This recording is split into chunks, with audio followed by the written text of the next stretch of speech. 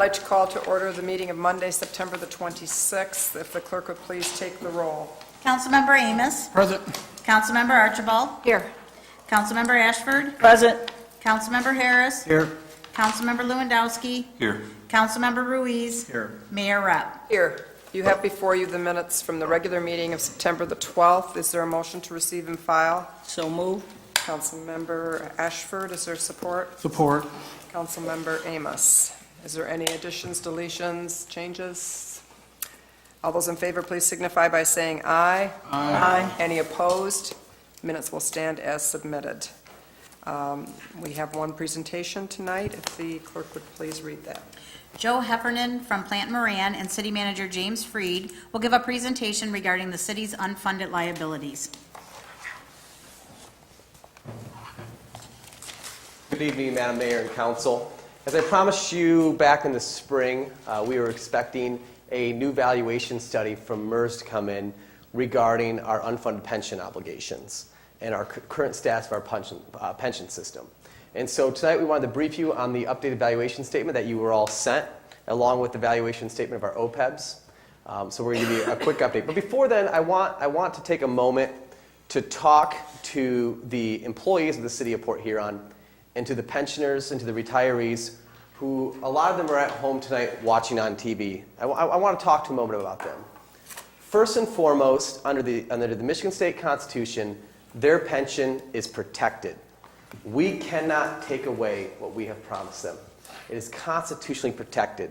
So for the retiree at home tonight who relies on their pension, I want them to know that that pension is secure, that there is $79 million of cash assets in the fund. And so what we're talking about is a problem that could fester down the road if left unaddressed. I also want to talk to the City of Port Huron employees, let them know that what they have earned is constitutionally protected and cannot be cut or taken away. And so I think for the retirees that are at home and for the city employees, I just want to make that clear. I know when we talk about unfunded liabilities, it's a remarkably complex issue, and the unknowns can scare people. And so I wanted to, rest assured tonight that let them know that is safe, secure, and we cannot be taken away. What we do have to address is, as a city, how do we fund these obligations while at the same time delivering quality essential services that our residents deserve and, quite frankly, need. And that is the crux of the issue, and that is why we came here to brief you tonight. MERS conducted a recent experience study, and what an experience study is, it looks at a couple things. One, mortality tables. People are living longer. The assumed rate of return, it was about 8.25. They've moved it to 7 3/4. We view that as highly optimistic. I think around 5 3/4, somewhere in there is a more reasonable estimate for return. But the issue is they're requiring shorter amortization periods to pay off this. And what that means is your payment period. So if this was a mortgage on your house, we used to have a 30-year mortgage. Now we have a 23-year mortgage. And that is drastically raising our annual contributions. And to be perfectly clear, every budget issue we've had in the last decade is directly linked to our annual contributions for our unfunded liabilities. That's what's driving the budget issues every year. As a result of our newest valuation statement, our unfunded liabilities before was at $53 million. Today, that number has increased to $66 million, and that's on a 7 3/4 return rate assumption. If you drop that assumption to 5 3/4, the unfunded liability rate raises to $103 million of unfunded liabilities in our pension. I want to show you our general fund history and projections moving forward. This is our revenue estimates in our general fund, relatively stagnant for the next several years going forward. But then here's our required payments for our unfunded liabilities. So the concern is when you have stagnant revenue and growing annual payments, you get this. And here's where we are this year. We have about a $600,000 structural deficit this year that we use fund balance to cover. If left unaddressed, we'll have about a $1.2 million deficit next year, moving to a $2.5 million deficit, moving to north of a $3 million deficit by 2019. And what's driving that is our annual contributions. Last year, it was about $3.2 million we paid in. This year, it's going to be $4.9 million. And that will raise to north of $8 million within the next 5 years. And that increase, whatever we see increase in our unfunded liability payments, 63% of that burden is borne by the general fund. So if we go up $1 million in our annual contributions, $630,000, that comes out of the general fund. And here's our payments. There's our pension payments and then our pension and OPEB payments, and you see them drastically rising in the next 5 years. And again, what's causing that is to prevent a liquidity issue within the pension fund. They are shortening our amortization period, essentially saying you can't have a 30-year timeline to pay it off because you'll run out of cash 10 or 15 years down the road. And so they're shortening the payoff period to infuse the fund with cash. The city of Port Huron would like to look at bonding out our unfunded liabilities. A lot of other communities are looking at that. That's something we are interested in. This would create a longer amortization period or a payment plan to pay off the debt. Instead of a 23-year payoff plan, we could have a 30-year payoff plan, which would reduce our annual payments, which would allow us to, one, deliver quality public safety and parks and recreation, while at the same time fulfilling the obligations to our retirees and our city employees. So we want to stretch out the payments. To do that, a roundabout estimate would be about $104 million for pension and OPEBs. Currently, the state law requires that you have a AA bond rating. However, the city of Port Huron only has an A+ bond rating because in the 3 out of the 4 previous years before I got here, our bond rating was downgraded. Under the Home Rule Act, you have essentially a credit line of 10% of your SEV. So in the city of Port Huron, we have about $600 million of SEV. That means we've got a $60 million credit line.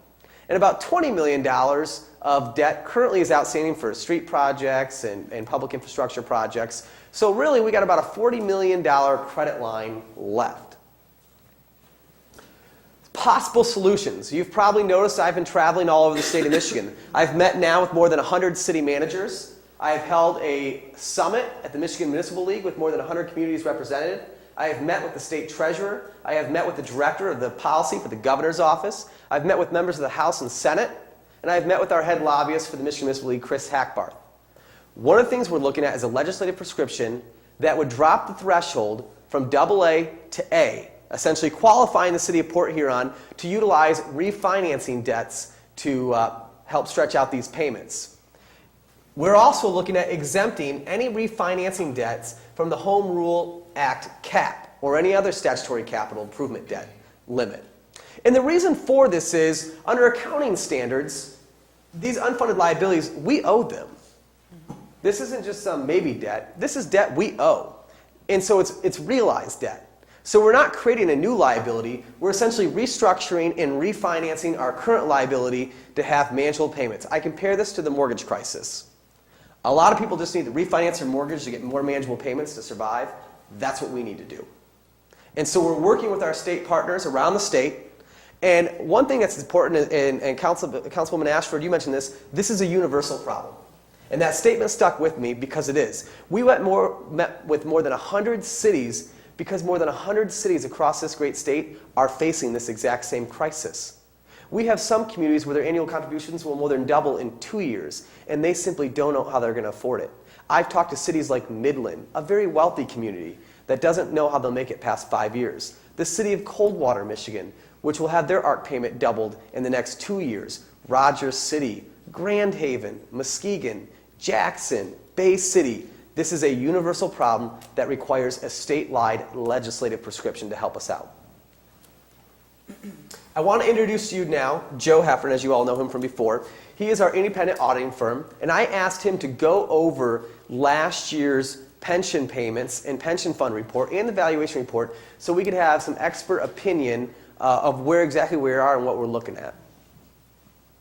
Thank you, James. And I really do want to just reiterate, since I am somewhat independent and I deal a lot with, we have about 125 governments in Michigan, that this really is a universal issue with all units of government that have been using defined benefit pension plans, which is the vast majority, 85%, 90%. Prior to the year 2000 to 2005, somewhere in that range before, including Port Huron, everyone was really very well funded. And really 2 big things have happened to drastically change that. The one being the investment returns. We all know in 2008 and 2009, the stock market took about a 25% drop. But it has not come back so that you'd say, well, in the last 10 years, we've earned that 10% that the stock market has earned. And everyone is debating right now, what does that mean? Can we still count on 8% returns, which was really the average for all pension plans since World War II? And everybody has a different answer, but they usually start with no. But it could be no, but I think we'll be close. I think maybe we'll be 7.5 to 7.75, or no, but I think it's drastically changed. I think it's going to be 6% or less than 6%. And so we had a lot of different answers, and then we don't know the answer. The second thing, besides the returns not being there, would be the fact that the good news is everyone's living longer. The bad news is everybody's living longer, and that means the pension system has to pay much more than it originally projected. As we look at this debt, James is right. This is very similar to having bonds. It's a debt. We must pay it. It's constitutionally guaranteed, and James is absolutely right. This is not like I have a mortgage, I can't afford it, I can walk away. The city can't walk away. No city in Michigan can walk away from this benefit. Once a public pension, which is different than private pensions, once a public pension in Michigan has been earned, it cannot be diminished, it cannot be taken away. And so that's good news, that's a good protection for the employees. But it means the city has to find a way to deal with this. One of the critical differences from having a long-term debt or a fixed debt, because this is very much like a fixed debt, but it's a squishy number. I'm sorry, I can't tell you exactly what those payments will be or exactly what the amount of the debt is. These are the actuary's best guesses, and the guesses are getting better, but that's what's causing it to be a higher guess of what that liability actually is. So with that said, the best cities can do is take the best actuarial information that's using good neutral type assumptions that really is everybody's best guess and not a rosy colored type of assumption, and then deal with that and figure out how to honor those obligations that we've made. And maybe part of it could be, do we change future service type obligations? Maybe, maybe not, depending on whether that can be fit into the budget.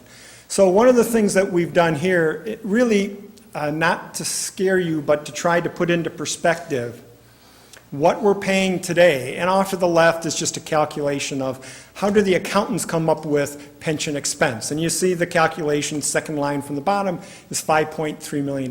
This was what we showed you a year ago, from June 30, 2015. In a minute, we'll update this for 2016. But the number below that, the required contribution based on the actual evaluation, was $3.2 million. What that means is if we're paying less than the $5.3 million, then the net liability, the net pension obligation netted with any deferred inflows or outflows, all those pension liabilities together, those three that are on your financial statement, is going to continue to grow. And that is what's going to happen, I guarantee you, for the next few years, even with the increases in the contributions that are being required. That number will be growing for a few years, and we're hoping that what MERS is doing with their changes is going to make that line in 3 years, 4 years start to decline a little bit. So we'll influence that bottom line? And will influence that. What I would like to see in a healthier situation would be the amount of the contribution, the $3.2 million, is more than the cost of pensions up above. Now, the cost of the pensions for this particular year included a small amount, $303,000, third line from the bottom, of amortization of some of the differences that take place. We're going to see when we move to the next year that that's a very significant number. I'll go ahead and do that. This is now updated for 2016. Those experience differences, the changes in assumptions, and investment differences grew to $4.2 million. Those will be amortized over a 4 to 5 year period, but that'll keep this number high for 4 to 5 years. Because in the calendar year 2015, investment returns were actually negative rather than the positive 8%. That's a gigantic difference. Secondly, MERS made these changes to update to the more accurate mortality tables. So one of the things I said is the good news is people are living longer. Actuaries try to estimate how long everyone will live, and they realized a few years ago boy, there's been a real shift throughout the 2000s with an extension of how long people are living, which is a very good thing for you and me, but not for the numbers, if you will, for saying what will it then take to pay the pension benefits for that longer time period. So MERS made those changes, and that was an additional, that was about half of this experience difference that we saw for the current year was the change in assumptions, which will be coming in over about a 4-year period for us. So off to the right, we just compared the two bars. What was actually required contribution, and what would that pension expense be that would keep that net pension liability amount even and stop it from growing? The good news is that MERS, on the bottom line, required annual contribution, I'll show you in just a minute, with their changes in assumptions, they're bringing this in over a 5-year period, and they will be asking that required contribution to be going up increasingly over the next 5 years. And on the other side, the total cost of pensions, that $4.2 million, will absolutely be coming down, and in a perfect world, will be a very small number after 4 to 5 years. So I hope that will come down into the $4.5 million range, $4.5 to $5 million, and the required contributions are scheduled to go up well in excess of that, which we'll see in a minute. So it will be turning around, and that's good. It means you'll be getting better managed in your pension system. What that also means, as James was showing, as a percentage of the budget, that's going to continue to grow in order to enable that to happen. And it will have to happen because MERS is doing their best to be good stewards, good fiduciaries of the pension system, and they've put those changes in place because they're convinced it is more realistic. That's why you do an actuarial study, to say we're making all these assumptions of returns and how long people will live and at what point do people retire and all those things, and do they have spouses? There's 100 assumptions that they use, and the experience study looks at all of those over a 5-year period and says, how did we do? That's why they made these adjustments. And MERS has told me that they will continue now to do experience studies every 3 to 5 years and continue to fine-tune and change the assumptions. So as we look at this next chart, if you look at the far left in the year 2000, we were more than 100% funded at the City of Port Huron. We were in really good shape. There had been some benchmarks historically that I've seen, and there's no science behind it, but I've been doing this 37 years, and the 80% funded has been a benchmark that a lot of governments have used around the country. It doesn't make it right or wrong, but it's just kind of out there, that if you're above 80%, you're getting close enough to 100%, you're managing your system well. 100% certainly is the goal, and it's great to see that that's where the City of Port Huron was at the start of this chart.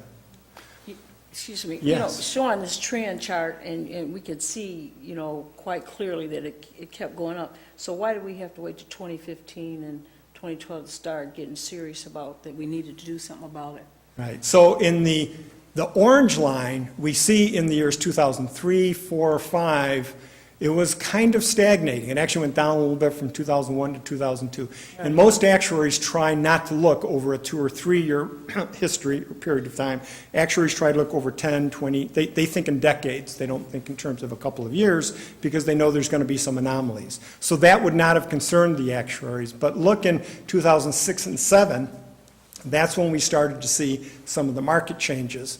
In the orange line, the assets have been consistently going down since then. Oh, okay, so that kind of like countered that exactly. trend. Okay. Yes. All right. And the blue line was increasing, but it continued to steadily increase, and the blue line is the pension liability, and most of that blue line increasing was because of the increasing, or should I say decreasing mortality, with people living longer.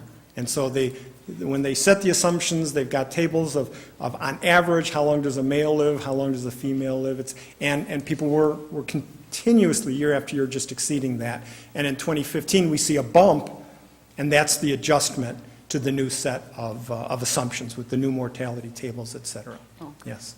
So it's like a forecast change. Right. Okay. Yep. And All so right. one of the things MERS started doing, and I'll put that on here, because of these changes and knowing the impact to all the communities in Michigan, is for the first time last year, MERS started projecting what they believe the future contributions will be. If all their guesses are accurate and people retire when they expect to and all those assumptions come true, what do they think will happen with the pension contribution. And we see for the year that we're in right now, slightly over $4 million, and as James said, growing to $4.9 million next year, but continuing to grow up to $8 million, well in excess of that $4.5 million number that we were kind of benchmarking against a little while ago. So they are clearly setting this up so that it will be paying down the debt at some point into the future, but taking 5 or 6 years to get us up to that point, knowing that they can't slam all the communities immediately. So they're managing the system really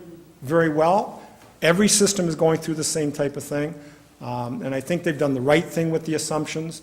Having an experience study every 3 to 5 years, I think, is critical, because the number one uncertainty that is still there is what the rate of return will be. The whole world in public and private pension plans are debating this. If you go onto the internet, you'll find so many articles about it. It's unbelievable. I've never seen this much disagreement in terms of what will the yields be for all these pension plans over the next 10, 20, 30 years. And you have some of them.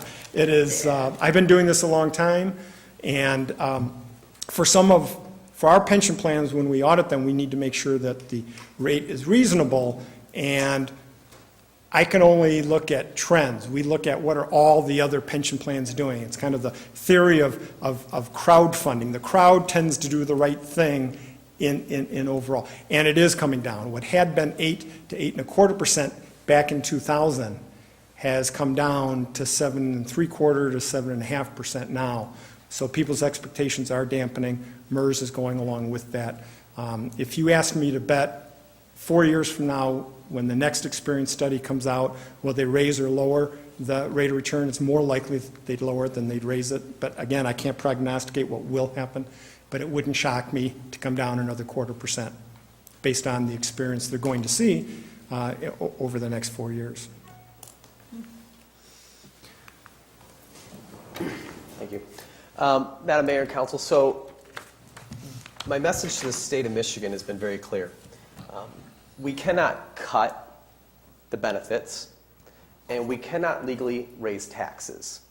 We can't go out and increase taxes to pay for this, and we can't cut the pensions.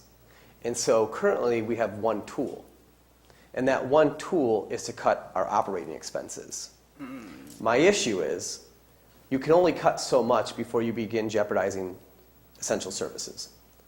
And I think we're at that point.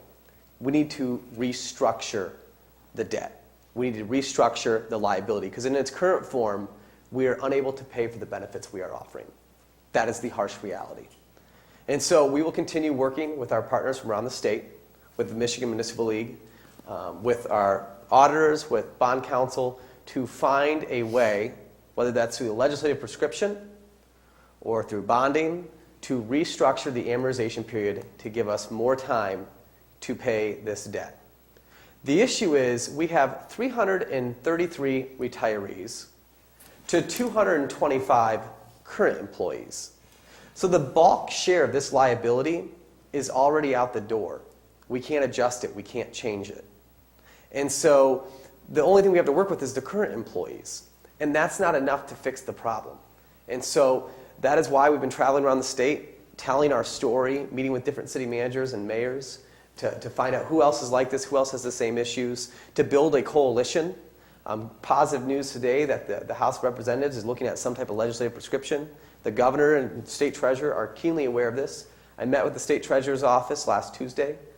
We spoke in depth about what we can do, what we can't do. I think they recognize we need more tools in our toolbox than just a scalpel to cut. There's got to be more tools. And so we will see where this goes. I'm hoping that by later this fall or early spring, a better picture will emerge of what's going to happen. So when we start doing our budget development in the early spring for July, we can begin taking into account some of those possible changes. But we have a fiduciary obligation, and we are obligated under state constitution to balance the budget. And so I believe that this is one of the greatest challenges of our time, but I also believe it's a moral and ethical challenge. We have a moral and ethical obligation to our pensioners, to our retirees, and to be quite frank, to our current city employees who have worked very hard for this community, to protect what they've earned and to ensure that we are able to deliver on those promises. And so that's why I keep bringing this to the forefront. And I appreciate Joe coming all this way to work with us. Would it help, one of those charts can do a really good job of explaining how a pension bond can help. Because I have found a lot of people that really struggle and say, geez, how is that going to really help us? When you look at this, if you were able to issue pension bonds, that $793,000 would still be there every year into the future. It's what we call normal cost. That, of the total bill we're paying of $4,151,000, it's only $793,000 that is the cost of current employees. That, and again, that reinforces. And that's something to talk about as well. We have not sat idly by. That, I think, is important for the city of Port Huron residents to know. We have put our employees on a hybrid system now, where they are on a defined contribution plan, similar to our 457, 401k. In addition to a smaller pension, our employees are now paying 10, 11% of their wages into their pension system. That is why the current cost isn't, the biggest issue isn't the current employees. In fact, out of our fringe rate of 80%, right? 80% fringe rate, that's 80 cents on a dollar. 43 cents is for legacy cost, and 37 cents is for the current employee. I think that's important for people to know. We just haven't sat by on this. We haven't sat by on this at all regarding the OPEBs as well. And to make that clear, the top two lines, 1.7 plus 100, so $1.9 million is the cost of the current employees for the current year. Of that, the current employees are paying, the third line, $1.1 million of it, and only $793,000. So the costs are being shared quite well. And $793,000 is not an outlandish number for the city. It's the prior stuff that's causing. And the second line, the $4.3 million, is just the interest on the net pension liability. If in a pension bond type situation, that number typically gets cut. The debt service is typically going to be about 2/3 of that number. And that's where the savings ends up coming in. So yes, you have to pay the debt service in lieu of paying this interest cost. Why do you not pay the interest cost? Because the fund with the debt becomes fully funded and has a zero, unfunded AAL. And so 0 times 8% is going to be 0. And that will not be getting charged in the future. There may be small charges, 5, 6, 7 years as their experience differences. But with these changes, it should be just as likely to be negative as positive, quite honestly. And so the amortization of the unfunded AAL really goes away and is replaced with the debt service. So that typically, if you just say 1/3 of that gets saved, that's $1.6, $1.7 million reduction in every year's budget going forward. That's how it helps. In addition to just savings, so for instance, if you take $104 million and you bond that out at 3 3/4 on a 30-year note, that's about a $5.8 million annual payment. Our current annual contribution total is $7 million this year, and it's going to balloon to $8 million in the next 5 years. So what we're working on doing is if we can hedge the growth, infuse the fund with bond money, hedge the growth of the ARCs, stabilize our payments, we put predictability and stability, just like a refinancing your home mortgage, for years to come, which allows us to use the growth of general fund to begin enhancing our city services and sustaining our city services. And so, but here's the key point. We legally do not qualify for bonding right now. However, the state is keenly aware that we, without restructuring the debt, have no viable path forward after 36 months. That's what I've told the state. That's the honest truth. But the issue is, we are not alone, which is reassuring. It's kind of scary. When I first got this, I thought, oh my gosh, and then I realized, well, there's 100 other communities. Whew. So we're not alone. And I thought, oh my God, there's another 100 communities out there who are having the same issue. So restructuring the unfunded liabilities on a statewide level is going to be a legislative priority for this administration in the next 6 months. I can assure you that. Any questions? Mayor Rapp? Yes, Councilmember Archibald. James, you're talking about restructuring only that for the retirees, correct? No, we would restructure the liability for our entire liability. So like at the what entire point? unfunded liability. Okay. The number at the top that's now $793 if the employees are paying in, that's based on our estimate of lifespan now, correct? So that could, after we bond this out, that could change again. Correct. So how are we going to control that, and what would we put into place to make sure we don't get there again? I think we have to look with an actuarial and look at bond counsel and find a way to hedge that. And that's one of the questions that would be out there. I have a question. Part of our budgetary concerns have been because of the loss of revenue sharing. So we haven't had the dollars we have to put into things. And I noticed on that one chart, right about the same time when we started getting this big gap was about the same time we started losing our revenue sharing. So I assume that we've put in a lot less into that extra money into it than we could have if we have more money, or am I wrong? We've maintained our annual contributions. We've always Right. paid our annual But contributions. we haven't been able to pay anything But more. without the revenue sharing, Yes. it's exacerbated the problems within the general fund. So Correct. there is that problem as well. Correct. Right. And what's also, which I don't think realize is, when Prop A was put in, we can't recoup. It will take us 30 years to recoup the property losses from the '08 crisis. When Prop A was passed, nobody ever imagined that the housing market would collapse. And no one ever imagined that the home values in Port Huron went up 4% last year, but our property taxes only went up less than a tenth. It will take us more than 30 years to get back to the property tax level of 2008 under Prop A. That was never envisioned when that law was passed. Those are issues that are all being talked about as well, are they not? Correct. Yes. Correct. Yeah, I think it's a lawsuit on the revenue sharing that's in the That's a courts now. Headley, the lawsuit there is Headley- specifically on the the Headley Headley. formulation. That would mean, to the city of Port Huron, it'd be some dollars, but very limited, not as much as the revenue sharing as a whole than just regarding the Headley portion of But it. every little bit helps. I agree. And it has been a factor across the Michigan, so it is a help. I did have a question. Oh, I'm sorry, go ahead. Go ahead. Councilmember Oh, Harris. I was just going to bring up the fact, currently, or, and to kind of for the future, they're not going to go back, but there is a coalition in Macomb County who have appealed the state's reduction in revenue sharing, which I think is a legitimate expenditure. Right now, I mean, they're asking other people to join in. Now, I guess my question is, they're not going to go back, look at the future, but how did we get to the point where we didn't, or where we started accepting this?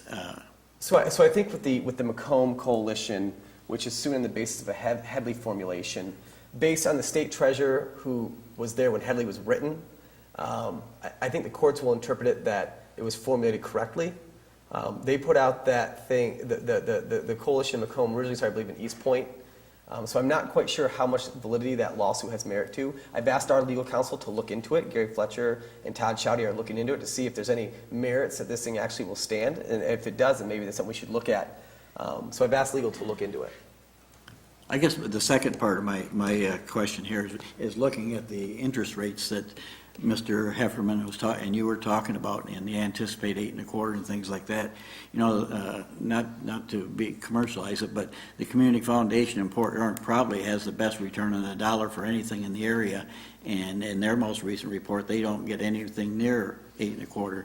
And where do they go to get these kind of monies? I mean, So that's an excellent question. If you look at, if you look at the MERS valuation statement, the annual MERS report, the MERS fund has a very diversified investment portfolio. You have people's retirement and livelihood at stake, so they're not out and over aggressive formula. For instance, my own personal 457, I'm young, I can afford risk, I'm in a very risky portfolio. But as for MERS, a lot of them are muni bonds, real estate, a much more secure portfolio, which without the greater risk doesn't have the greatest interest rate.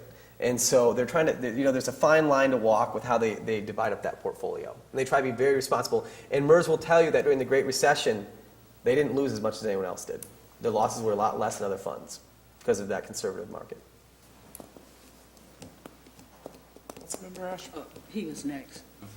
I just got three questions for you. I think I heard you say in 2015 that MERS had a negative return on its investment. What happened there? It was a 1% negative return. And I think it's probably fair to say every public pension system that Plant Moran audits had a negative return that year. Okay.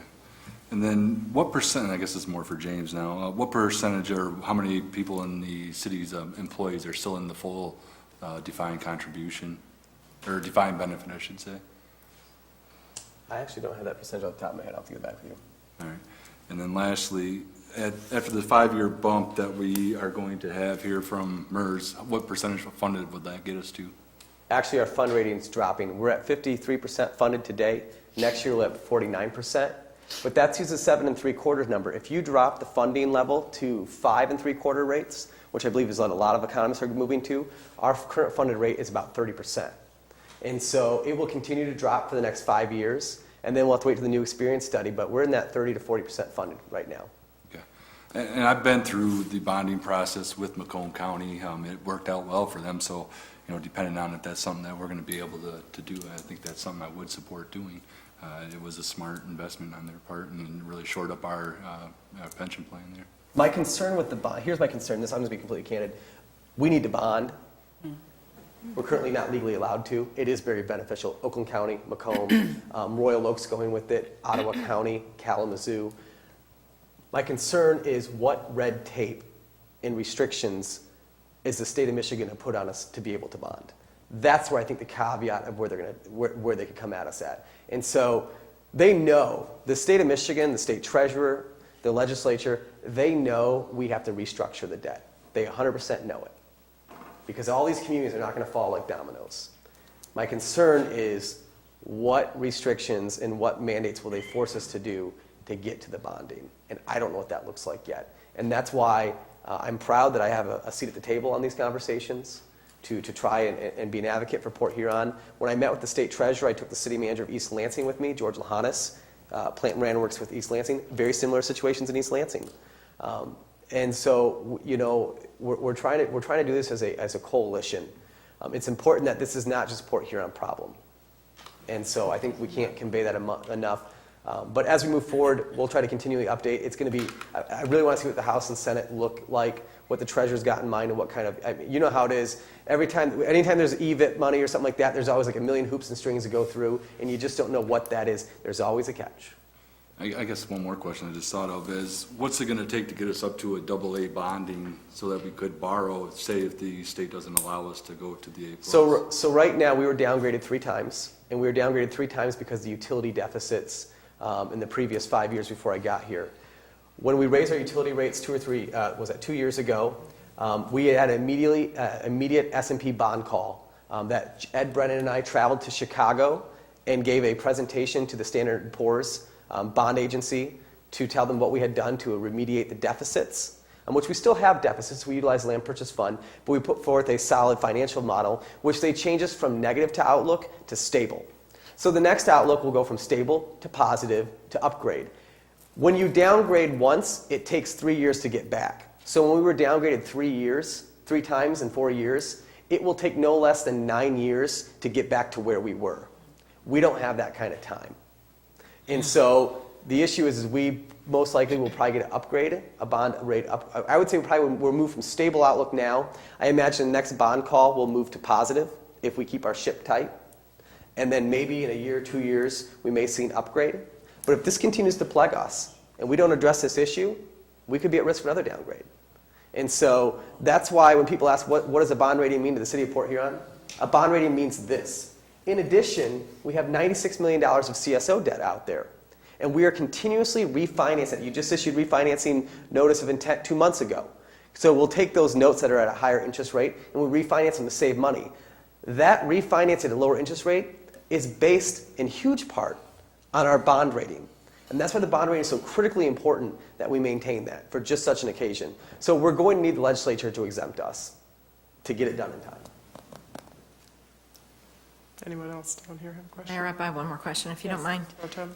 James, talking again about the existing employees and then our future employees, and we know we'll have to adjust for lifespan, but is there anything else such as maybe not letting them retire so much or not having quite as large percentage when they retire that we're maybe thinking about looking at in the future? Everything's on the table. There's one thing I have confidence in is, we have a very good working relationship with our different labor groups here. I genuinely believe our labor groups want to do what's best for the city. They understand what's sustainable. And so they're paying so much of their pension now, and they're paying 10%. You see what the sacrifices our employees have done to reduce that cost in the city. That's not money that came out of thin air. That's money that came out of their pocket. That's money that our firefighters and police officers and DPW workers take out of their pocket to put in the pot so we don't have to. And that should be commended, and we shouldn't downgrade that. And so moving forward, I think we're going to continue that relationship with our labor groups. Just come to the table. Let's see what we can afford. Let's see what we can work out. That's what negotiations are for. So I think we'll continue monitoring it. I don't know right now until we get better information. Did you? Yep. Councilmember Ashford? Yeah, Jim, first of all, I'd like to commend you, for the approaches you have taken, going all over the state of Michigan. And I was in SIMCOG the other week and heard your name and this issue that is before us right now. So I really commend you on that. But I would just like to know, as a council member, what can we do to help make a difference? I mean, we represent the people out here, and if this happens, if we don't get to see some light here, then we have to explain it to the people that we're serving. So I'm kind of worried about, not worried, but I'm kind of concerned about what can we do as council members. I know we could pass things up here, but what can we do? I appreciate that question. Communication with our retirees, with our pensioners, with our current city employees, with the citizens abroad. This is a highly complex issue. I know Joe and I get up here and we give a PowerPoint presentation and we make it sound like we're really intelligent. But I assure you, we have studied this so much, and it's so complex and it's so difficult. And I'm a financial guy, and Joe's clearly a lot brighter than I am. It's hard for a layperson on the street to understand these complex issues. And I know there's a hard-working mom or dad out there just trying to get on with their life, and they hear the word unfunded liabilities, and they just want to know, what does that mean to my daily life? What does that mean to me? And what it means to them is this issue inhibits our ability to have the police and fire and quality parks and recreation that we so desire. And so communication, letting them know that there's no one person to blame. I remember the Times Herald put out a story on this, that we were going to talk about this, and the blame game started in the comment section. I wish there was one villain we could call out and blame, but this is a challenge that is affecting more than 100 cities, that's crept up more than 30 years in the making. And there's not one council, one mayor, one fund manager, one terrorist attack that hit the market or recession that happened. It's accumulation of a lot of things. In modern medicine, where people, instead of having a heart attack and dying, they get a stent and they live for 20 more years. We would have never factored that in 20 years ago. And so, we will have to spend a lot of time working together to solve this. But, I thought it was important to do these PowerPoint presentations. We're going to cut this down. We're going to put it on YouTube and put it on the city website on www.porthuron.org/opengovernment so people can watch this and find out what's going on. We're not raising taxes. We're not cutting benefits. People need to know that. We need to communicate that those are two constitutionally protected things that we cannot do. And so restructuring is our only option. Oh, okay. So how can we help as council members? Every time you're at the grocery store and in line waiting, talk to someone, tell them, hey, here's what's going on. When we get to a legislative prescription, there is going to be a time when we need to contact our legislators, our governor, and our senators. We need their help. We didn't get in this on our own. They helped put us in this hole to a certain degree. Now, there's no one villain, but I can think of 110 who've got some on their hands in Lansing. But we need to reach out and put some pressure on the legislature to act. To be quite frank, I released an op-ed that got published in 15 publications across the state. There are several other city managers who are going to be releasing op-eds. I spoke at the West Michigan Policy Conference this morning to 450 CEOs and business leaders from across the state. I keynoted the MML general session with 600 mayors and council members around the. We're trying to make this on the front page of every story so the state legislators have to know action is now. Indecision and inaction is not acceptable. Our retirees and our workers deserve a solution to this problem. This is an ethical challenge, and we have an obligation to find a solution. So we can send letters and we can put pressure on the legislation too, right? He's in the audience tonight. Yep, I see him back there. Oh, okay. And also, I just have an observational comment. You know, your charts are very good up in here, but I think the next time I would like to see a compare, when you're comparing them, you're going from one slide to the other, if you would align them on the other, put them next to each other so we could sense the movement there. It's more, One of the things as well we're working on, since you brought up the comparison, is I'm currently mining data from about 60 other communities. And I'm working with the Michigan Municipal League to assemble a database of current where all the other cities sit. So we don't just look at the city of Port Huron, let's look at all these other communities. I think it's important for the legislature to see that, look at everybody. That's a universal issue, so we are compiling that data as well, and I have that, I'll share that with you. Oh, okay. That'd be great.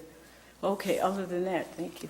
Thank you, Mayor Rupp. Did anyone else have any comments? I would assume that you will keep us informed as you Yes. are meeting and when it gets to a point where we need to call out ourselves to the legislators. Yes, and I just want to say I appreciate Joe. He's done a lot of work here. He's traveling. I'm sure he has a family at home to get home to, and I appreciate you taking the time to come. Thanks. Thank you. Thank you for the presentation. We'll move on in the agenda to public hearings. Public hearing number 1.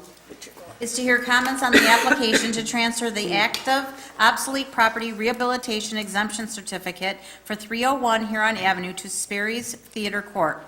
Following the hearing, the council will consider a resolution to approve the transfer application.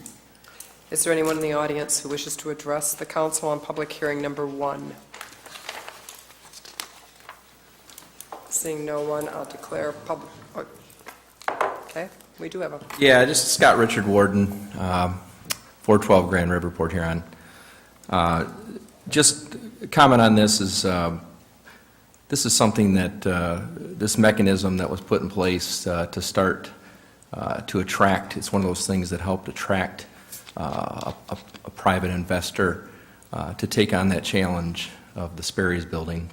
And now that they're getting closer to, I see the windows and getting closer to the end line, just doing a transfer of the, basically this currently active exemption, I think is strongly support.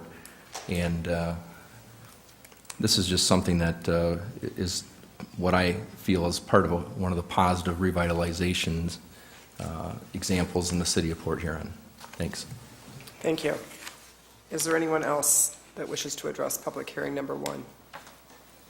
Seeing no one, declare the hearing closed and ask for a motion to approve the resolution. So moved. Mayor Pro Tem Archibald, is there a second? Support. Councilmember Ashford, is there discussion? Take the vote, please. Councilmember Amos? Yes. Councilmember Archibald? Yes. Councilmember Ashford? Yes. Councilmember Harris? Yes. Councilmember Lewandowski? Yes. Councilmember Ruiz? Yes. Mayor Rupp? Yes. Public hearing number 2. Is to hear comments on code case number 16-0004, located at 3410 10th Avenue, to determine if the garage constitutes a nuisance as defined by city code. Following the hearing, council will consider approving the immediate demolition of the garage structure for listed violations. I wonder if we could have Mr. Haynes come up and just give us a little background on this one first before I open it up. Thank you.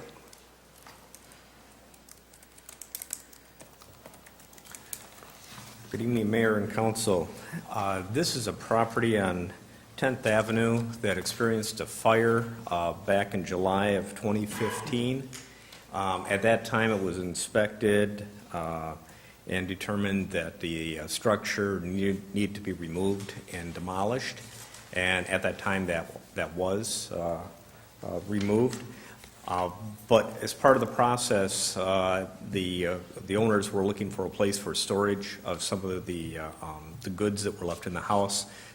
So there was an agreement that the garage would stay in place at that time for storage. But since that time, as you can see by the photos, it has continued to deteriorate, and it's at a condition now where it really does need to be removed. And we're having an issue with a person living in the property, and obviously that was never designed as a habitat for living conditions. So this time we're requesting that you authorize the removal of the property. And you've had contact with the owners, and Yes. there are no objections to it coming down? No objections other than the person that is residing in it. They are wanting to stay and remain, but obviously this is not what that structure was intended for. Right. Thank you. Yes, Councilmember Lewandowski. Is are all their possessions out of there from the people that had the house burned down? We have not been inside the structure. at this time. The person that is residing in there has not been allowing anybody entrance. In fact, it's been very difficult to even go on the property to cut the grass. So that's going to be some of the next steps, is probably using our law enforcement and probably gaining access and control of the property. Thank you. Is there anyone in the audience who wishes to address public hearing number 2? Seeing no one, I'll declare public hearing number 2 closed and ask for a motion for immediate demolition. So moved. Mayor Pro Tem Archibald, is there a second? Support. Councilmember Amos. Is there discussion? Mayor Rep, Yes, Councilmember Harris. I guess my only comment is what they've just touched on briefly here is the possibility that we're going to put somebody out on the street, and if there's some agencies that might help us with this, transferring this person from who's living there to some other kind of habitation. I mean, I think it's recognized and something that we can handle, I think. I think the chief will address that. Once we get an administrative warrant to go inside there and see if they're living, obviously, part of the problems when people are living in structures like that, no electricity, there's no sewage, no water, so they're hand bucketing their sewage out to the street. That affects the other neighbors and such. We'll put them in contact with the various different social services within the county to offer them help. Thank you.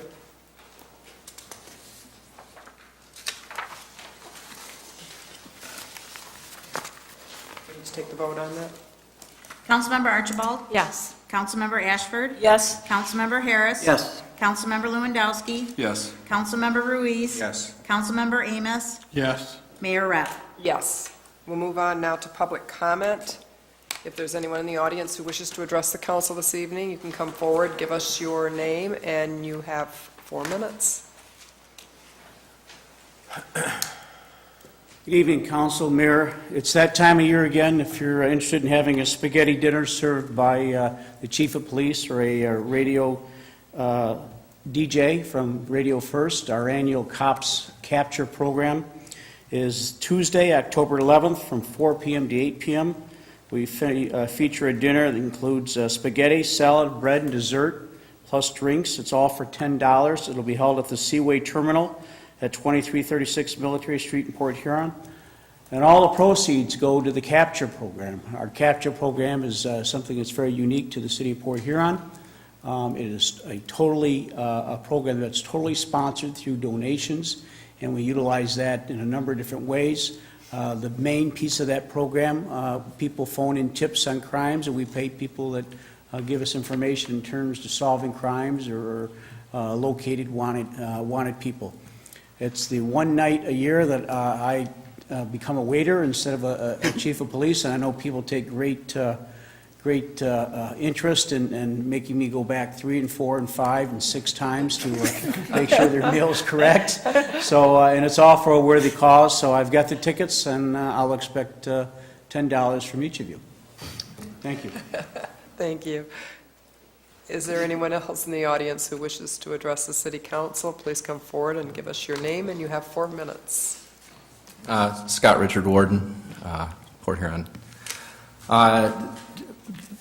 Just wanted to touch base on a couple things there for the plant in Moran, and that nice presentation.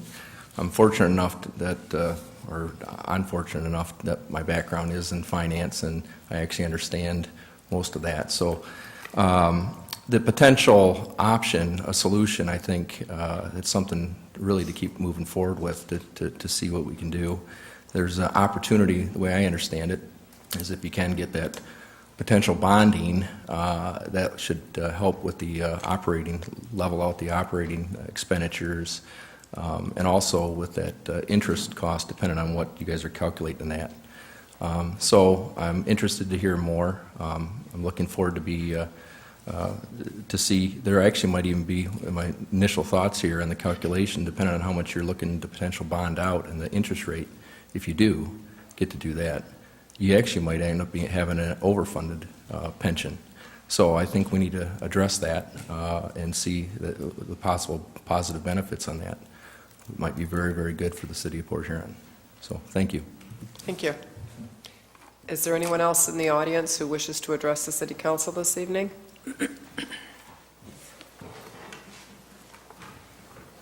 Good evening, Mayor and City Council.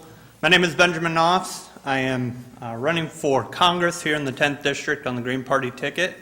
One of my major key platform issues is to get money out, or corporate money out of government. As a Green Party candidate, I am for the people, 100%. As our Constitution says, we are for the people, of the people, and by the people. Our government should continue to represent the people and not corporate interests. One of my key platform issues is to expand renewable energies here in the state of Michigan and all across the United States. Currently, Michigan has a required 10% requirement for renewable energies. I would like to see that go to above 30% by 2030. I am also a proponent to raise the minimum wage to $15 an hour over the course of 4 years as a graduated scale. It can't be done overnight, obviously, but we can definitely do that over a 4-year period. I'd like to thank you guys, and I hope to have your vote in November. Thank you. Thank you. Is there anyone else who wishes to address the council? Come forward and give us your name, and you have 4 minutes.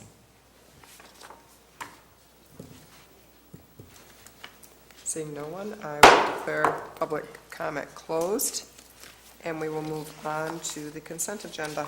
Is there a motion? So moved. Councilmember Ashford, is there a second? Support.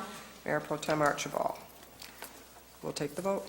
Councilmember Ashford? Yes. Councilmember Harris? Yes. Councilmember Lewandowski? Yes. Councilmember Ruiz? Yes. Councilmember Amos? Yes. Councilmember Archibald? Yes. Mayor Rep. Yes. Items, there's just a couple on the consent agenda, confirming and approving a single lot special assessment for the cost of an emergency board up of a structure at 2530 Walnut Street, rescinding the single lot assessment amount for a previously declared single lot assessment for fines, assessments, and/or cost of removing blighting factors and/or causes of blight, as well as the abatement of nuisances for 2629 Forest Street, and approving the appointment of Donna Kelly as a life member of the Beautification Commission. We will have City Manager number 1, please. Accepting the bid from Northgate Ford in the amount of $24,657 for a 2016 Ford F-250 4x4 pickup with 8-foot box standard cab truck for use by the Utilities Division. Is there a motion? Mayor, could you just take those first 2 together since they're the same, pretty much both pickups? Well, Or they're both pickups, the third one is different. the third one is different. Yeah. The second one's different too, isn't it? It's just only a 6-box extended, and they're both for Utilities Division. It's just the box difference. But one's an extended cab and one's a regular cab too. Yeah. Okay, well, just keep it like it is, but it's still the same thing, okay. Are you moving to, Yeah, I'll move it. Councilmember Ashford? Is there a second? Second. Councilmember Ruiz? Discussion. Madam Mayor, if I could have Lenny come up to talk about the bidding process here. We're quite proud of the bids that we're getting and the local bidders. And so if we could just quickly explain to the council how we got these bids. That's what I meant when I said put them together. You could have had more impact on that conversation, okay? Mayor, Council, the 3 vehicles that are being recommended for purchase this evening were all bid locally. We did not go through the MI deal process, and we found that the low bids we found were actually lower than the my deal price in any case. For 2 of the vehicles, we found that the low bidder was slightly below our local Ford dealership, but was within the 3%, and they agreed to meet that low price pursuant to our ordinance, which allows for that matching bid. So, in fact, Lenny, the low... real quick to be clear, so they were within 3%, you called them back and you gave the local company an opportunity to match the low bid? Yes. Okay, thank you. In fact, we did it at the point we were opening the bids. They were all sitting right there. The 3 vehicles are utility vehicles. The first one, item number 1 is vehicle number 109. It's owned by the Traffic Streets Division. It's a 2003 Dodge with 119,000 miles on it. We are replacing an 8-foot box with a standard cab with another 8-foot box standard cab. The second vehicle is number 207, is owned by the Water Department. It's owned by it's run by a water foreman. It has 97,000 miles. We're replacing a 6-foot box with extended cab. This actually hauls a number of pieces of equipment. And this is why they're all 4x4s. And the number 3 is by the Solids Department of the wastewater plant. It's vehicle number 203. It's a 98 Dodge with 162,000 miles. And if anybody would like to see pictures of the condition, we have some if you'd like to see them. You have them to put up behind us, is that what you're saying? Right Although behind me. right now, I think we're still on, we'll have to wait until the time because we didn't take them all together, didn't so take 'em we're all. really not on number 3 right now, so. All right, You can just stay put, though, and then we'll go through them unless somebody, yeah. So we'll go with number 1 first, okay? But I understand the process with all 3 of them, and I think it's great that's working out the way it should have worked out with the ordinance being so that they match it for the local bidders, so. Any questions on number 3, or number 1, I'm sorry, discussion? Yes. I just wanted to congratulate the Charter Commission. The results of this bidding process have a lot to do with the charter revision that was done here a few years ago, and it allows local bidders within 3% to match the bids. And I'd like to congratulate Lenny, too, for the fact that, with all 3 of these vehicles, we had 6 or 7 different dealers that wanted to bid on our vehicles. I think that this is probably the most remarkable purchase that I've seen this year for getting a number of different bids from different dealers and getting the price right. So I think congratulations goes a long way. Yeah, I agree. Yes, Councilmember Lewandowski. Just a question, Lenny, what does the foreman need the extended cab for? Why not go with the 2 of the 24,000 of the same truck without the extended cab? That particular vehicle, they carry a number of pieces of equipment that have to be inside the cab, measuring equipment and other tanks. So we needed the extended cab for that. No problem. Any other discussion on item 1 under from the Mayor city Rep, manager? and Yes. this really covers all of them. I just want to echo that I think it's wonderful that we are giving an opportunity to make sure our business stays local and we're helping our local dealers and all of the things that we're doing and giving them that opportunity to meet the lowest price. So thank you for that. Anything else? We'll take the vote on number 1. Councilmember Harris. Yes.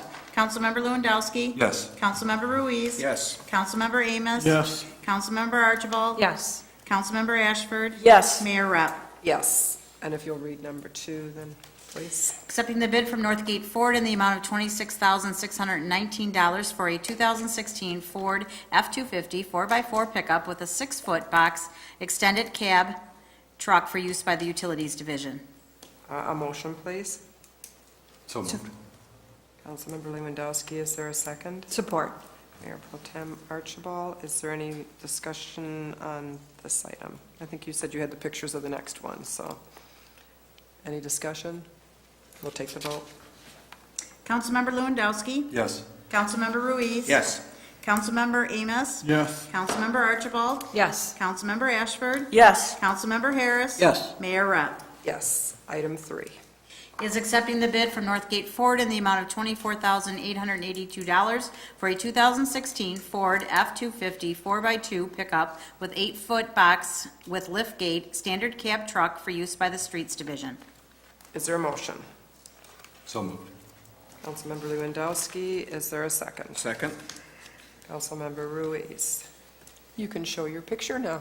There we go. Lenny? There it is, right? Yes, that's number 203. It is rusting out. The other pictures will show that in some cases, it's being held together by the foam. Yeah. I think it needs replacing. We applaud the utility workers for being so thriftful. Oh, Lord. In that particular bed, the only thing left that hasn't rusted is the bed liner. If you stand on it, it bends. Are we putting new bed liners into the new ones? Yes. How long, how soon is delivery of the new one? We'll get it within 30 days. Any other questions? We'll take the vote. Councilmember Ruiz. Yes. Councilmember Amos. Yes. Councilmember Archibald. Yes. Councilmember Ashford. Yes. Councilmember Harris. Yes. Councilmember Lewandowski. Yes. Mayor Rep. Yes, thank you. Resolution number 1. Is approving the 2016 DTE Energy Foundation Tree Planting Grant Agreement in the amount of $3,000 and authorizing a local matching allocation. Is there a motion? So moved. Mayor Pro Tem Archibald, is there a second? Support? Councilmember Ruiz, is there discussion? Mayor Rep, I will Yes, be Councilmember Ashford. abstaining. You're abstaining. DTE. Any other discussion? Councilmember Lewandowski? How much does 6,000, how many trees does that buy? I think we're going to get an answer right here.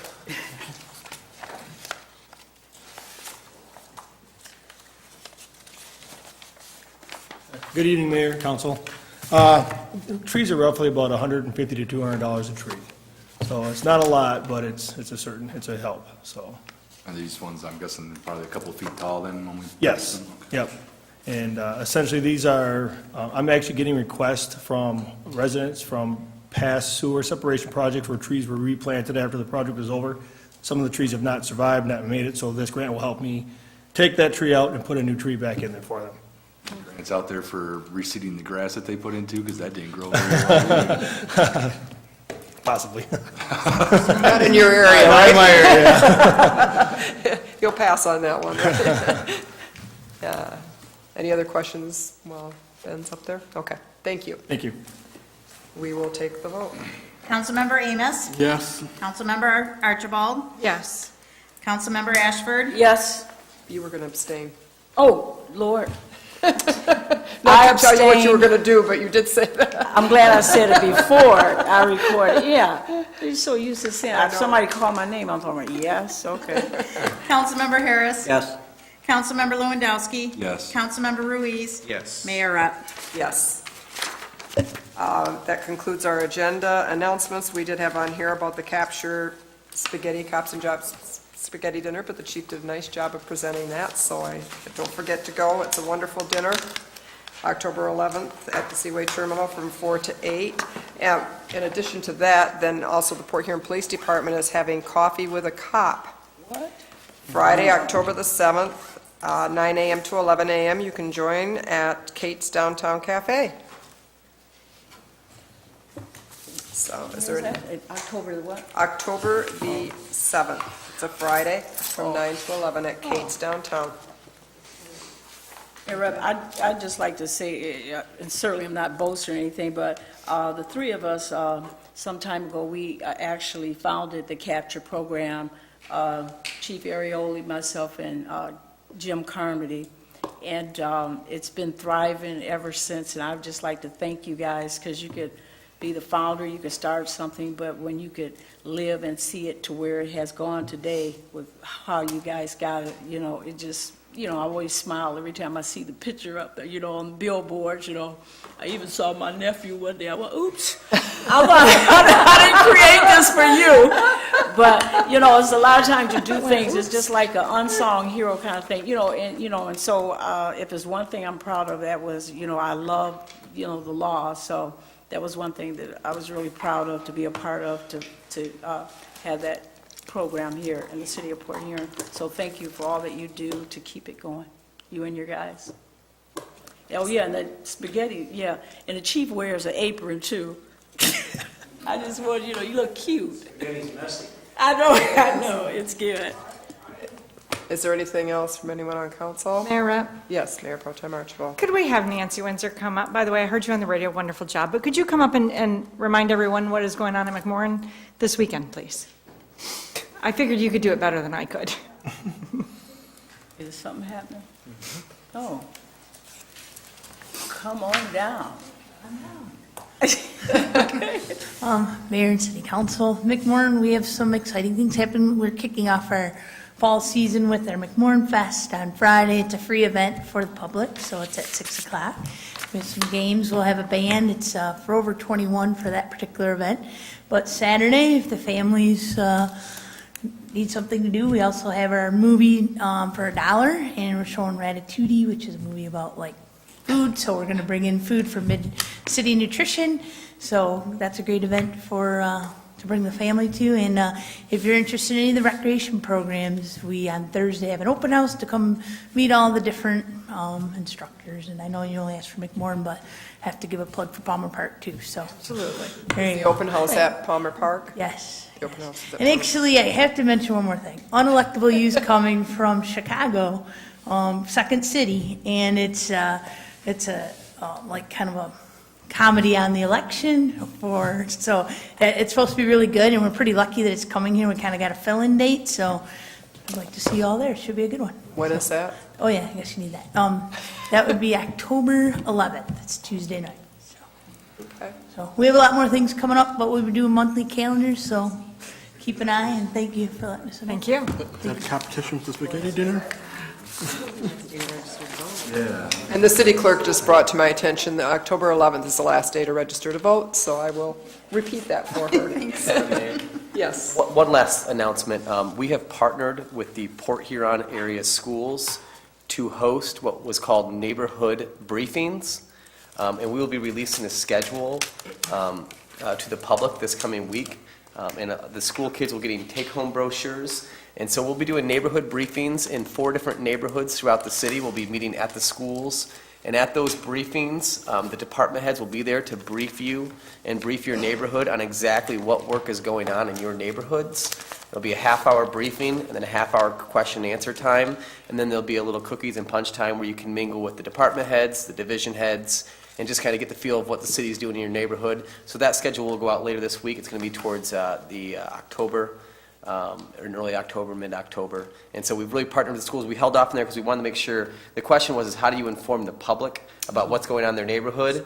And the kids have these take-home folders every week. They take home to their parents. And so we can just stick it right there and it goes right into the neighborhoods. And so we're going to work with Times Herald and the schools to make sure those very targeted neighborhoods know what's going on. We have a lot we've done with our community development, with our community policing program and our infrastructure, and we just want to be able to share them and introduce ourselves to those neighborhoods. Is that sort of like your town hall meetings? Yes, yep. Oh, okay. Oh, okay, that's good. Is there anything from anyone else?